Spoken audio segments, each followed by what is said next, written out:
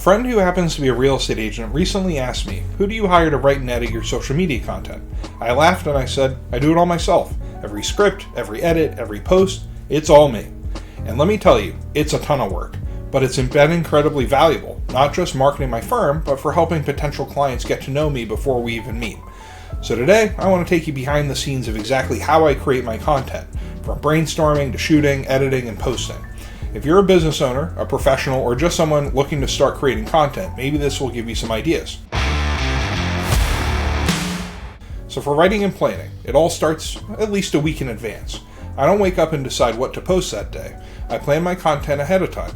I keep a running list of topics based on real conversations with clients, interesting cases, and common questions that I get. If something comes up during the week that I think would make great content, I write it down. Then I write out a script, not because I read it word for word, but because it keeps my videos clear, concise, and focused. For shooting, when it's time to film, I shoot with the Elgato Facecam Pro. It records in 4K at 60 frames per second. It's a great camera, and honestly, I think it's one of the best investments I've made for my videos. I also use a dedicated lighting setup and record audio with the Audio-Technica AT2021 condenser mic for clearer, more professional sound. Right now, I'm still working on reducing echo with some sound deadening panels, and I'm planning to improve my sound processing in DaVinci Resolve for even better audio quality going forward. Speaking of DaVinci Resolve, I use it for all my video editing, and I highly recommend it. There's a free version, and it offers professional-grade editing with incredible features. There's also a paid version, which is a one-time fee, currently $300. Which compared to the monthly fee that Adobe Premiere requires as part of the Adobe Creative Cloud at roughly $60 a month, you can see why buying a one-time license for this program would be really attractive. Lately, I've started editing in 4K, which has been a fun challenge, and it's also taken my content quality up a notch. Learning video editing has been a great creative outlet for me as well. It's something completely different from practicing law. It keeps me on my toes, has me learning something new, and I really enjoy the process. But I don't just post videos. So some of you might have noticed that I also write a blog article to go along with each of my videos. You might ask, why would you do that, especially if you're not posting it on LinkedIn or Facebook, somewhere where people are going to see them? And the reason is SEO.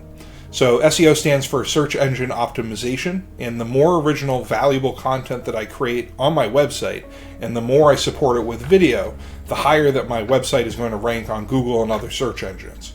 We've seen a massive increase in web traffic from people actively looking for our services. These aren't just random visitors, they're people with purchase intent, meaning that they're looking for an attorney and they're ready to hire one. Now for posting in social media, once everything is ready, I post to YouTube, LinkedIn, and Facebook. I try to tailor my content for each platform, but the goal is always the same: to educate, provide value, and help people understand legal concepts that impact their lives and businesses. So here are some of my future content goals. This has been a learning process, and I have some big goals for the future. More long-form content would be awesome. Diving deeper into complex legal topics would be, I think, really interesting and probably something that most viewers would want to see. I want to create cohesive, organized content that I can turn into free online courses for potential clients and referral partners. I think there's also a possibility of existing clients having these courses as reference materials, especially for some of the more complex things we do around trust funding and things where people might just want some additional learning ability from an attorney in their state that they've already worked with. I want to do live digital events, which include roundtable discussions on estate planning, real estate law, business law. I also want to do guest blogging and collaborations with other professionals and other business owners. So bringing in professionals from related industries to share their insights while contributing guest content to their platforms. Finding new ways to create engaging and interesting, fun to produce content that doesn't feel like work. So I'm always looking for a way to do something different, try something new, learn something. I have some big ambitions with self-hosted AI. I plan to do some videos about that as well, because I think that would be really interesting to see how you can use that responsibly in a professional practice. So why do I do this? It's a lot of effort, but I think it's worth it.